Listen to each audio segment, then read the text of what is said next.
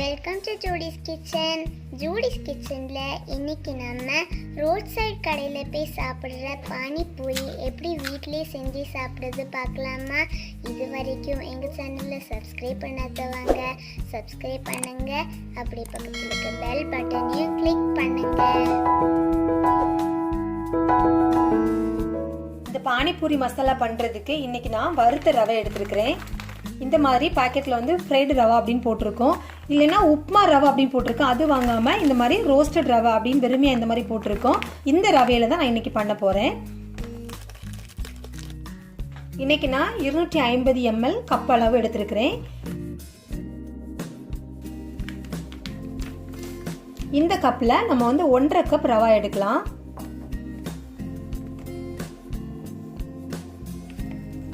நம்ம எடுத்துக்கிட்ட 1.5 கப் ரவாக்கு இப்போ நம்ம இதில் வந்து மைதா வந்து பைண்டிங்காக சேர்க்கணும். இந்த மாதிரி டேபிள் ஸ்பூன் எடுத்துக்கோங்க. அதில் 4 டேபிள் ஸ்பூன் மைதா மாவு நான் எடுக்கிறேன். இப்போ இந்த ரவா பார்த்தீங்கன்னா கொஞ்சம் இந்த மாதிரி பெருசு பெருசாக இந்த மாதிரி இருக்கும். நம்ம வந்து வறுத்த ரவா, இதை நம்ம வந்து மாவு மாதிரி பொடி பண்ண தேவையில்லை. இந்த ரவை இப்போ நம்ம வந்து லைட்டாக மிக்சியில் ஓட்டிட்டு வந்துடலாம். நீங்கள் பொடிக்கிறப்போ ரொம்ப மாவு மாதிரி பொடிச்சிடாமல் நான் உங்களுக்கு காமிக்கிறேன் எப்படி பொடிக்கணும் அப்படின்னு. இப்போ பார்த்தீங்கன்னா மாவு வந்து உங்களுக்கு பவுட்ரு மாதிரி ஆகாது, அதே டைமில் வந்து கொரகரப்பாக இருக்கும். இந்த மாதிரி ஒரு பதத்தில் ஒரு நிமிஷம் ஓட்டினாலே போதும், இந்த மாதிரி உங்களுக்கு பொடிஞ்சிடும். நான் சொல்கிற இந்த ஸ்டெப்லாம் நீங்கள் கரெக்டாக ஃபாலோ பண்ணிங்களா பர்ஃபெக்டாக அவ்வளோ அழகாக வந்து இந்த பானிபூரி நம்ம வீட்டிலே பண்ணலாம். இப்போது இந்த மாவுக்கு நம்ம தேவையான அளவு உப்பு இதில் சேர்க்கலாம். ஒரு 1/4 டீஸ்பூன் அளவுக்கு சோடா உப்பில் சேர்த்துக்கோங்க. இப்போ இந்த சோடா உப்பு எல்லாமே இந்த மாவில் மிக்ஸ் ஆகிற மாதிரி நல்லா இந்த மாதிரி மிக்ஸ் பண்ணிவிட்டு அதுக்கப்புறமா நம்ம கொஞ்சம் கொஞ்சமாக தண்ணி சேர்த்து இந்த மாவை பிசைஞ்செடுக்கலாம்.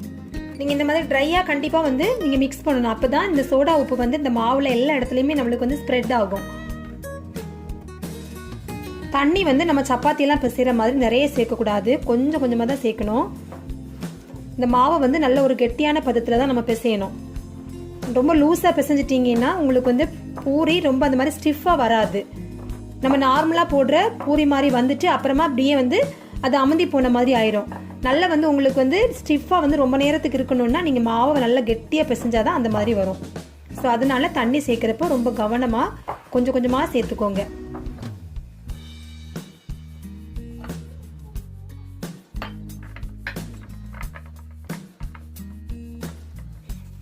இந்த மாவை பார்க்குறப்பே உங்களுக்கு தெரியும் மாவு எவ்வளோ கெட்டியாக இருக்குது அப்படின்னு. இன்னும் வந்து ஒரு 5 நிமிஷத்துலேயே பார்த்தீங்கன்னா மாவு பிசைய இன்னும் நல்லா இருவும். ஆனால் அதுக்காக நீங்கள் தண்ணி சேர்த்துட்டே இருந்துடக்கூடாது. இது பிசைகிறப்போ கொஞ்சம் நம்ம ஹார்டாக அழுத்தி தான் பிசையணும். நீங்கள் வந்து பிசைகிறது கஷ்டமாக இருக்குது அப்படிங்கிறதுக்காக தண்ணி நிறைய சேர்த்துட்டிங்கன்னா வந்து உங்களுக்கு பூரி நல்லா வராது. மாவை இப்போ நம்ம கிச்சன் மணியில் மாற்றிட்டு நல்லா இந்த மாதிரி அழுத்தி பிசைஞ்சு விட்டுடலாம். பிசைகிறப்போ இந்த மாதிரி கட் ஆகிற மாதிரி வரும் மாவு, அதுக்காக வந்து நீங்கள் பயப்பட வேண்டாம். நல்லா இந்த மாதிரி திருப்பி திருப்பி மாவை ஜாயின் பண்ணி அழுத்தி விட்டால் போதும். 2 கையால் பிசைஞ்சிங்கன்னா உங்களுக்கு ஈஸியாக இருக்கும் பிசைகிறதுக்கு.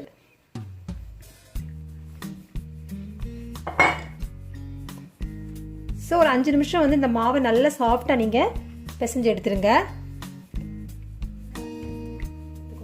இந்த மாவு பிசைகிறதுக்கு எத்தனை ml தண்ணி வந்து எனக்கு தேவைப்பட்டுச்சு அப்படிங்கிறது உங்களுக்கு நான் கீழே டிஸ்கிரிப்ஷன் பாக்ஸில் போஸ்ட் பண்ணுறேன், நீங்கள் பார்த்துக்கோங்க. நீங்கள் அதே அளவில் நீங்கள் போட்டு செஞ்சீங்கன்னா கண்டிப்பாக உங்களுக்கு ஃபெயிலியர் ஆகாமல் இந்த பூரி வந்து சூப்பராக உங்களுக்கு வரும் செய்கிறதுக்கு. ஸோ இந்த மாதிரியான ஒரு பதத்தில் மாவை பிசைஞ்சாச்சு. இப்போ நான் இந்த மாதிரி அழுத்தினேன்னா பார்த்தீங்களா இந்த மாதிரி சாஃப்டாக இருக்குது. ஸோ இந்த ரவையை நம்ம இந்த அளவுக்கு சாஃப்டான பதத்தில் கொண்டு வந்தாச்சு. இப்போ நம்ம பிசைஞ்சு வச்சுருக்கிற மாவை ஒரு ஈர துணியில் ரேப் பண்ணி வச்சிடலாம். அப்போ தான் வந்து அது வந்து உங்களுக்கு மாவு காஞ்சி போகாமல் இருக்கும். ஸோ இந்த மாதிரி இந்த மாவை இப்போ நம்ம ரேப் பண்ணி வச்சிடலாம். ஒரு 20 நிமிஷம் இந்த மாவை இந்த மாதிரி நம்ம மூடி வச்சிடலாம். இந்த மாவு ஊறக்கூடிய டைமில் நம்ம அடுத்ததாக இந்த பானிபூரிக்கு தேவையான மசாலா எல்லாமே இப்போ ரெடி பண்ணிடலாம். எல்லாம் கொண்டக்கடலை 1 கப் எடுத்து 6 மணி நேரம் இந்த மாதிரி தண்ணியில் ஊற வச்சுருக்கிறேன். ஸோ இதை இப்போ நம்ம குக்கரில் ஒரு 6 விசில் உப்பு போட்டு வேக வச்சிடலாம். இது வேக வைக்கிறப்ப இது கூடவே நான் வந்து இன்னைக்கு 2 பெரிய உருளைக்கிழங்கும் எடுத்து இதோட தோல் எடுத்து இதையும் வந்து ஒன்றாவே போட்டு வேக வைக்கிறேன். இந்த கடலை வேகிறதுக்கு தேவையான அளவு உப்பும் தண்ணி இப்போ நம்ம இதில் சேர்த்துடலாம். ஸோ இந்த கடலை மேலேயே இந்த மாதிரி ஒரு ஸ்டீமர்லேயே நான் உருளைக்கிழங்கு வச்சுட்டேன்னா நமக்கு வந்து சீக்கிரமாக வேலை முடிஞ்சிடும். நீங்கள் அந்த கடலை கூட ஒன்றா போட்டுட்டிங்கன்னா வந்து உருளைக்கிழங்கு சீக்கிரமாக குழஞ்சி போயிடும். ஸோ இந்த மாதிரி செப்பரேட்டாக மேலே ஒரு ஸ்டீமர் தட்டு உங்ககிட்ட இருந்துச்சுன்னா நீங்கள் இந்த மாதிரி வேக வைக்கலாம். உருளைக்கிழங்குல இந்த மாதிரி அங்கங்கேயா வந்து கீரல் போட்டிங்கன்னா சீக்கிரமாக உருளைக்கிழங்கு வேகும். இப்போ இதை நம்ம மூடி ஒரு 5 விசில் விட்டுடலாம் மீடியம் ஃப்ளேமில் வச்சு. நமக்கு இந்த பானிபூரி பண்ணுறதுக்கு ஆக்சுவலாக 2 சட்னி பண்ணணும். ஒன்று வந்து இனிப்பு சட்னி, இன்னொன்று புதினா சட்னி நம்ம பண்ணணும். ஸோ நமக்கு அந்த இனிப்பு சட்னி பண்ணுறதுக்காக இந்த மாதிரி ஒரு எலுமிச்சம்பழம் அளவு சைஸில் புளி எடுத்துக்கோங்க. அடுத்ததாக 10 பேரிச்சம்பழம் எடுத்து அதனுடைய சீடு எல்லாமே எடுத்து இந்த மாதிரி எடுத்து வச்சுருக்கிறேன். இது ஆப்ஷனல் தான். இது வந்து நீங்கள் சேர்த்திங்கன்னா நம்ம மற்ற வெள்ளத்தோட இனிப்பை கம்மி பண்ணிவிட்டு இந்த மாதிரி ஹெல்த்தியாக சேர்க்குறப்போ சட்னியும் நல்லாயிருக்கும், அதே நேரம் உடம்புக்கு நல்லது. நான் இன்றைக்கி வந்து 10 பேரிச்சம்பழம் எடுத்துருக்கிறேன். உங்ககிட்ட பேரிச்சம்பழம் இல்லைன்னா நீங்கள் வந்து கம்ப்ளீட்டாக வந்து நீங்கள் வெல்லம் இதுக்கு பதிலாக சேர்த்துக்கலாம். நான் இன்றைக்கி பேரிச்சம்பழமும் அதே மாதிரி கூடவே வெல்லமும் சேர்த்து தான் நான் இன்னைக்கு செய்ய போகிறேன். இப்போ நம்ம ஒரு பாத்திரத்தில் அடுப்பில் வைக்கிறது கணக்கான ஒரு பாத்திரம் எடுத்துக்கோங்க. இதில் 1/2 கப் வெல்லம் எடுத்துக்கிறேன்னா, இந்த சட்னியோட பேரே வந்து இனிப்பு சட்னி தான், ஸ்வீட் சட்னி. அதனால கண்டிப்பாக வந்து நம்ம வந்து இனிப்பு கொஞ்சம் போடணும். அப்போ தான் அந்த இனிப்போட சுவை புளிப்பு எல்லாமே சேர்ந்து ரொம்ப டேஸ்ட்டாக இருக்கும் இந்த சட்னி. அடுத்ததான் நம்ம எடுத்து வச்சுருக்கிற 10 பேரிச்சம்பழம். நான் ஃபர்ஸ்ட்லேயே சொன்ன மாதிரி உங்ககிட்ட பேரிச்சம்பழம் இல்லைன்னா நீங்கள் வந்து பேரிச்சம்பழத்துக்கு பதிலாக 1/2 கப் எக்ஸ்ட்ரா இந்த வெல்லத்தை கூட சேர்த்துக்கோங்க. அப்புறமா நம்ம எடுத்து வச்சுருக்கிற புளி இதில் சேர்த்துடலாம். இப்போ இதில் நம்ம வந்து ஒரு 2லேருந்து 3 டம்ளர் தண்ணி இந்த மாதிரி சேர்த்து நல்லா இதை வேக வச்சிடலாம்.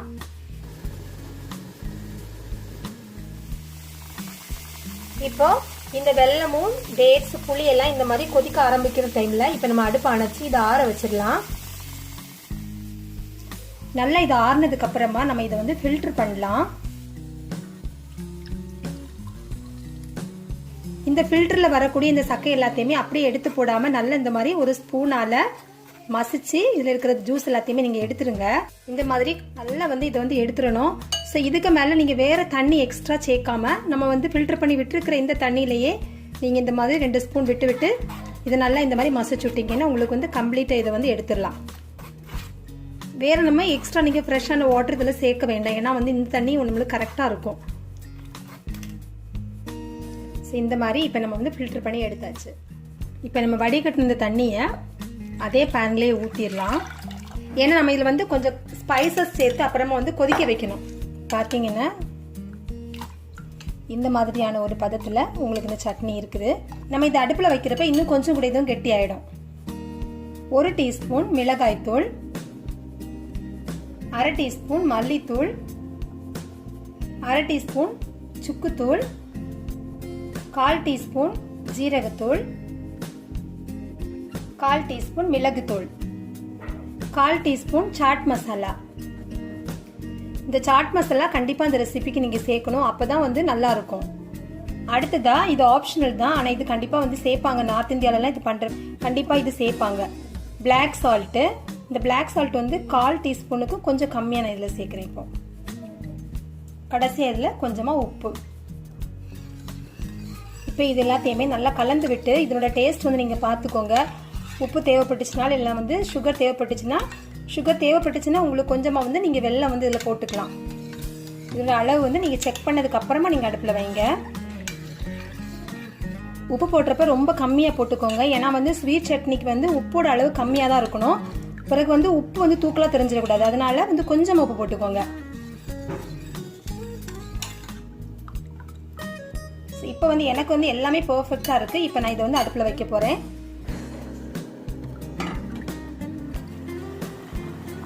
இப்போது இந்த வெள்ளைப்பாகு நல்லா ஒரு 5 நிமிஷம் இந்த மாதிரி நல்லா கொதிக்க விடணும். அப்போ தான் அது நம்ம சேர்த்துருக்கிற மசாலா எல்லாமே அந்த வாசனை பச்சை வாசனை இல்லாமல் இருக்கும்.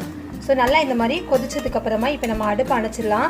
ஒரு 5 நிமிஷம் நீங்கள் கண்டிப்பாக இதை கொதிக்க வைக்கணும். அதுக்கு மேலே அதிகமாக கொதிக்க வச்சுட்டிங்கன்னா உங்களுக்கு வந்து அந்த வெல்லம் சேர்த்துருக்கிறதுனால பாகுபதம் மாதிரி ஆகிடும். அப்போ வந்து ரொம்ப திக்காகி நமக்கு வந்து சட்னி வந்து நல்லா இருக்காது. ஸோ இந்த மாதிரி சின்ன சின்ன மிஸ்டேக்ஸ் எல்லாம் நான் ஸ்டார்டிங்கில் பண்ணுறப்ப இந்த மாதிரி பண்ணியிருக்கிறேன். அதனால தான் நான் இது வந்து உங்களுக்கு சொல்கிறப்போ கொஞ்சம் எடுத்து வந்து இந்த பாயிண்ட்ஸ்லாம் நான் சொல்கிறது. ஸோ ஒரு 5 நிமிஷம் நல்லா இந்த மாதிரி கொதிச்சதுக்கப்புறமா நீங்கள் அதை டேஸ்ட் பண்ணி பார்த்தீங்கனாலே தெரியும் அந்த மசாலாவோட பச்சை வாசனை எதுவுமே இல்லாமல் இருக்கும். ஸோ இந்த ஸ்டேஜில் இப்போ நம்ம அடுப்பு அணைச்சிடலாம். இப்போ நம்மளுடைய ஸ்வீட் சட்னி ரெடி ஆகிடுச்சு. இப்போ அடுத்ததாக பார்த்தீங்கன்னா நமக்கு இன்னொரு சட்னி பண்ணணும். அதான் வந்து க்ரீன் சட்னி. இப்போ இதுக்கு நான் 1 கைப்பிடி அளவு புதினா எடுத்துருக்கிறேன், 2 கைப்பிடி அளவு மல்லி இலை எடுத்துருக்கிறேன். இது எல்லாமே நல்லா இந்த மாதிரி க்ளீனாக வாஷ் பண்ணி எடுத்ததுக்கப்புறமா இதை இப்போ நம்ம அரைக்கணும்.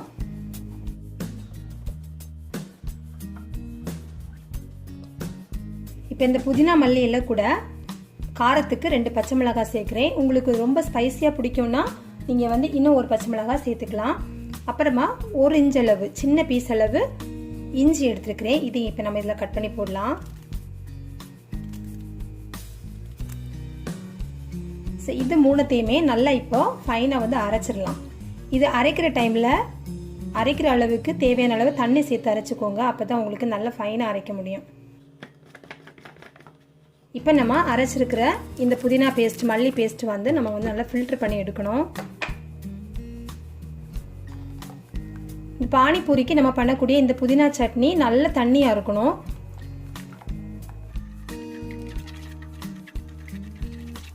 ஸோ இதில் வந்து தண்ணி சேர்த்து மறுபடியும் நல்லா ஃபில்டர் பண்ணி எடுங்க. பார்த்தீங்களா, இந்த மாதிரி நல்ல தண்ணியாக இருக்கணும். இன்னுமே கொஞ்சம் தண்ணி சேர்க்குற மாதிரி தான் இருக்குது. இப்போ இதில் பாதி அளவு எலுமிச்சம்பழம் ஊற்றிடலாம்.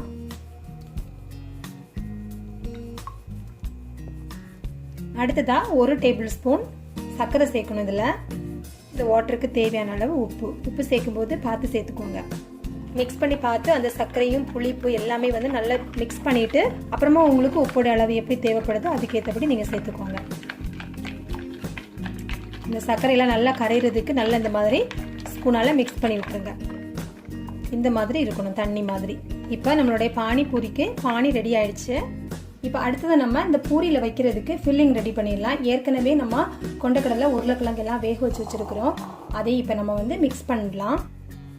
உருளைக்கிழங்கு பார்த்தீங்கன்னா இந்த மாதிரி சின்ன சின்ன க்யூப்ஸாக கட் பண்ணி எடுத்துருக்கிறேன். நீங்கள் மசிச்சு போடுறத விட இந்த மாதிரி நீங்கள் கட் பண்ணி சேர்த்தா தான் நல்லாயிருக்கும். ஒரு பெரிய வெங்காயம் அதே இந்த மாதிரி சின்ன சின்னதாக கட் பண்ணியிருக்கிறேன். 2 கொத்து மல்லி இலையும் பொடியாக கட் பண்ணியிருக்கிறேன். கடலையில் ஏற்கனவே நம்ம உப்பு சேர்த்தா வேக வச்சுருக்கிறோம். இந்த உருளைக்கிழங்கு இந்த வெங்காயத்துக்கு மட்டும் தேவையான அளவு உப்பு, 1/2 டீஸ்பூன் சாட் மசாலா. இது இல்லைன்னா விட்டுருங்க, ஆனால் இது சேர்த்தா ரொம்ப நல்லாயிருக்கும்.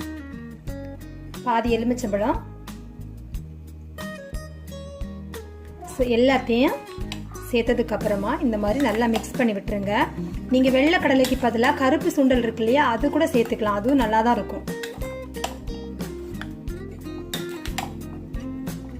ஸோ ஃபில்லிங் வந்து இப்போ ரெடி ஆயிடுச்சு. இப்போ நம்மளுடைய மாவு நல்லா ஊறி இருக்குது.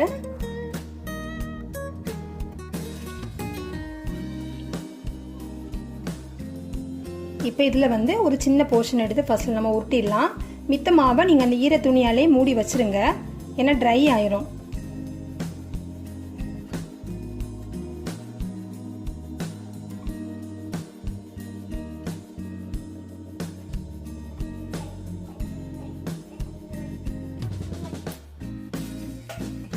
இந்த மாதிரி மெல்லிசா பரத்திட்டு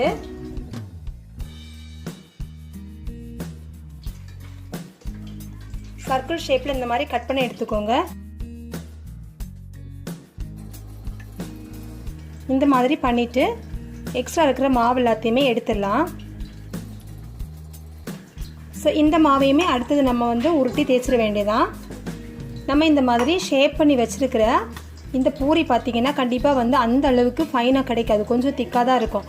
ஸோ இந்த மாதிரி எடுத்ததுக்கு அப்புறமா இதை நம்ம ஃப்ரை பண்ணக்கூடிய டைமில் கண்டிப்பாக நீங்கள் வந்து தேய்ச்சி தான் போடணும். நீங்கள் அப்படியே போட்டுட்டிங்கன்னா பூரி வந்து உங்களுக்கு வந்து பெருசாக வராது.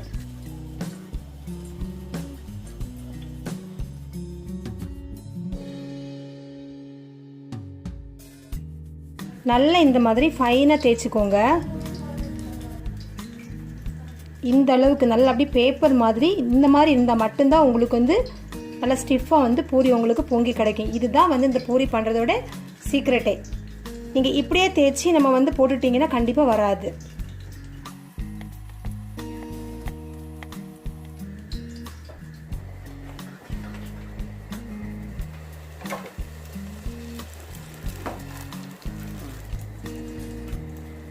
போடக்கூடிய டைமில் எண்ணெய் வந்து நல்லா சூடாக இருக்கிற மாதிரி பார்த்துக்கோங்க. அப்போ தான் இந்த மாதிரி பூரி நல்லா வந்து எழும்பி வரும். அதே மாதிரி ஒரே டைமில் வந்து நிறைய பூரி போடாதீங்க. மேக்ஸிமம் வந்து 3 பூரி மட்டும் போடுங்க. அப்போ தான் வந்து உங்களுக்கு நல்லா கிறிஸ்பி அந்த மாதிரி கிடைக்கும். இப்போ பார்த்தீங்களா எப்படி நம்ம கடையிலேருந்து வாங்குவோமோ அதே மாதிரி பால் மாதிரி இந்த பூரி எப்படி இருக்குது பாருங்கள். அடிக்கடி இந்த மாதிரி லைட்டாக திருப்பி விடுங்க. ஒரே பக்கமாக அப்படி இருந்துச்சுன்னா கருகிடும். ஸோ இந்த மாதிரி லைட்டாக ஒரு கோல்டன் ப்ரௌன் கலர் ஆகிற டைமில் நம்ம இதை எடுத்துடலாம்.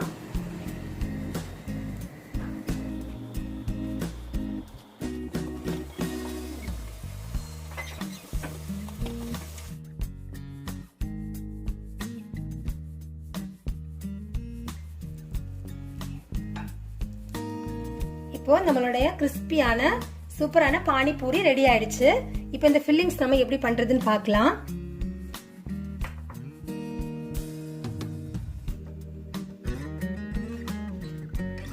இப்போ நம்மளுடைய பூரி 2 விதமான சட்னி அப்புறமா அதுக்கு தேவையான ஃபில்லிங்ஸ் எல்லாம் ரெடியா இருக்குது.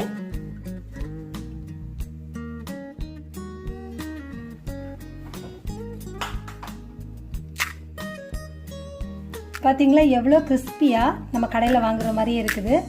ஸோ இந்த மாதிரி ஹோல் போட்டுட்டு நம்ம ரெடி பண்ணி வச்சுக்கிற ஃபில்லிங்ஸ் ஃபஸ்ட்டில் இதில் வைக்கணும்.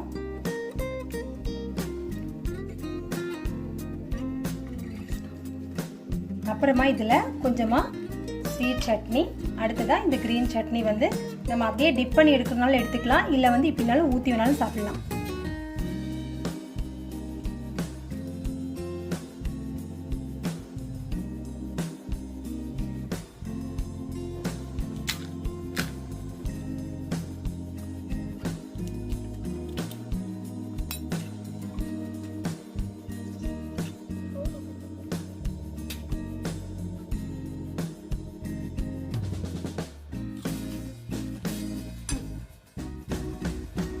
ஸோ இந்த வீடியோ உங்களுக்கு பிடிச்சிருந்துச்சுன்னா லைக் பண்ணுங்கள், ஷேர் பண்ணுங்கள். இந்த வீடியோ பற்றின கமெண்ட்ஸ் எனக்கு போஸ்ட் பண்ணுங்கள்.